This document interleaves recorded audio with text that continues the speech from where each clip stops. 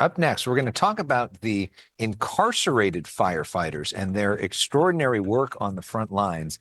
Hasan Piker, one of the biggest names online, went out, spent some time with them. He joins us live next.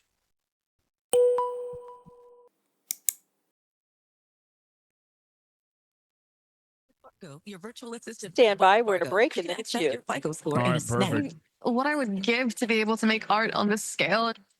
You will one day, but it's equally important for you to be thinking about. What's up, Hi, Alex? Can you Hasan. hear me? I can hear you. You can hear me. Yes, perfect. Hello to your crowd, right? Yeah. You So got you're 30,000 streaming right people now? watching you right now. They can see Oh, you. very nice. Hi, everybody. Nice to see you. We got a big crowd watching on TV coming out of the football game, too. Hell yeah. We'll start off by just sort of talking about what you saw out there, and then what are the key lessons that we can learn from it going forward. Absolutely. So we're going to be live on the Fox 11 in probably a minute or two. And we appreciate you reaching out, and thanks for the work you do. I mean, it's important, and I think it's good to highlight this.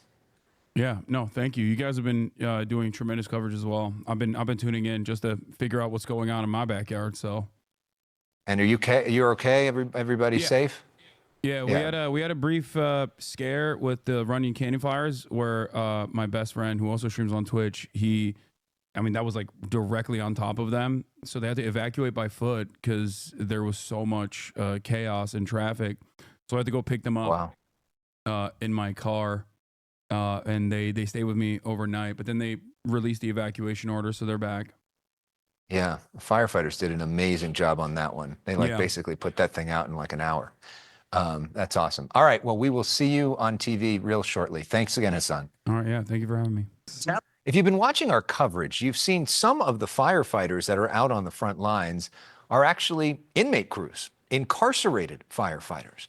Hasan Piker is one of the top streamers on Twitch. He's actually streaming live on Twitch right now. Hello to his streaming audience.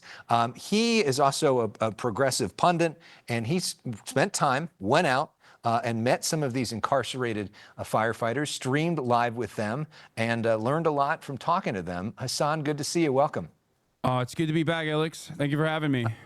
Talk to us about what you learned meeting these firefighters. So approximately at any given moment when there's wildfires happening in wildfire season in California, there's around 30% of the people fighting those wildfires are incarcerated firefighters. The California State and Cal Fire have a collaborative program with the Forest Service where they basically train some of the incarcerated at what they call camps, conservation camps, where they learn how to clear brush and reach areas that bulldozers can't get to by foot. It's a lot of trekking. They're going and putting their lives on the line basically to ensure that Californians are safe during wildfire season. I met a now friend, Scott Budnick, who is a Hollywood producer. He produced Hangover, Project X, and Old School, and many other projects. He actually started this thing called the Anti-Recidivism Coalition.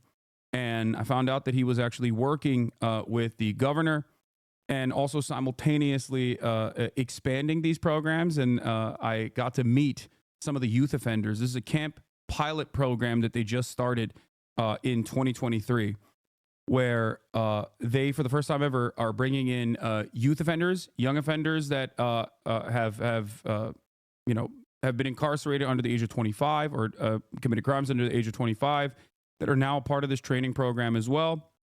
And I mean, it was an incredible experience overall.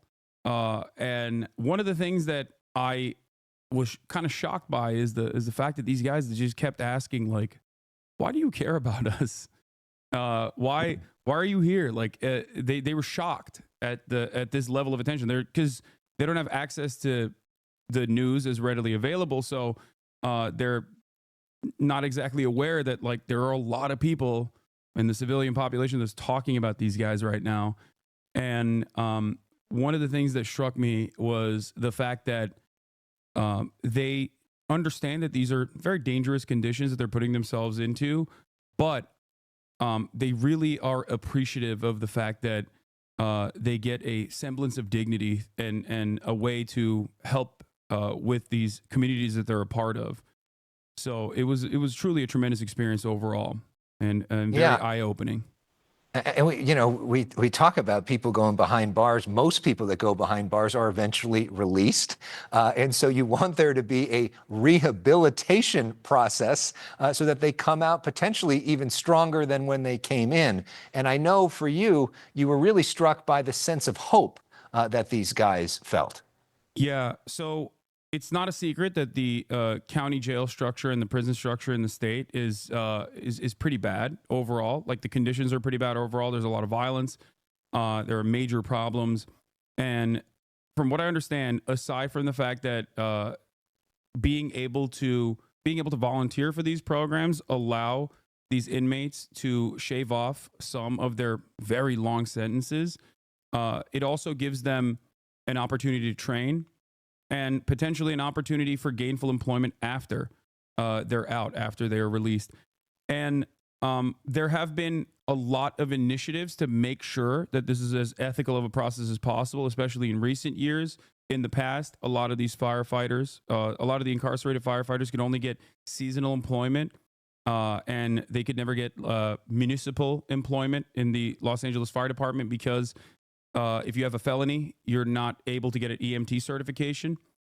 And if you can't get an EMT certification, you can't become a municipal firefighter. But nowadays, they're working on expunging some of the records as well for demonstrating good behavior and service for the community. And I think it's wonderful because one of the things that I heard from virtually every single person there was the anxieties that they had as far as what they will do once they are released. What they like, how will they find an opportunity to reintegrate into society? This is something that obviously I read extensively on. There's a lot of data available on this, but it was truly interesting just seeing it in person, where these guys were also talking about the anxieties that they have about like wanting to become productive members of society. And this program, I think, is fantastic. And there are still some issues, of course, specifically around their wages. I think since the 80s, they had not seen any meaningful wage increases. I believe they were getting around $5 a day. And they're doing basically the same thing that everyone else in CAL FIRE is doing as well. One of the hardest jobs on the line, basically. And now that wage has been increased to $24 a day, and I feel like it's a wonderful opportunity for reintegration. It's a wonderful opportunity for rehabilitation, and the conditions of the camps are significantly better overall than the conditions of the prisons. But having said that, I think that there's still room to grow. This program could grow as well, and hopefully their wages can be fair in terms of adequate compensation, because utilizing incarcerated firefighters as a way to displace the existing non-incarcerated firefighters is also, lowering the wages of non-incarcerated firefighters. Hasan, thank you so much for bringing this issue to our attention. We really appreciate it and appreciate the work you're doing. Yeah, thank you so much for having me. All right, we got some breaking news now, Susan. Hey, if you like this video, please subscribe and hit that bell so you don't miss out on any future videos.